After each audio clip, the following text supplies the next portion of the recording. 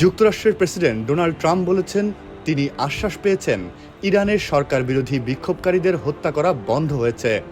তবে ইরানের সম্ভাব্য মার্কিন সামরিক পদক্ষেপের বিষয়টি পুরোপুরি নাকচ করেননি ট্রাম্প।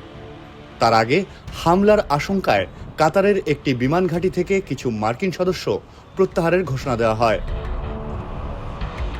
ইরানের ইসলামিক বিপ্লবী রক্ষী বাহিনীর প্রধান মোহাম্মদ পাকবুর বলেছেন, ইসরায়েল ও যুক্তরাষ্ট্রের বিরুদ্ধে ইরান উপযুক্ত জবাব দিতে প্রস্তুত। তিনি ইরান জুড়ে ছড়িয়ে পড়া বিক্ষোভের পেছনে দেশ দুটিকে দায়ী করেন। অন্যদিকে ইরানের পররাষ্ট্রমন্ত্রী আব্বাস আরাকচি বলেছেন, বিক্ষোভকারীদের মৃত্যুদণ্ড কার্যকরের কোনো পরিকল্পনা নেই তেহরানের।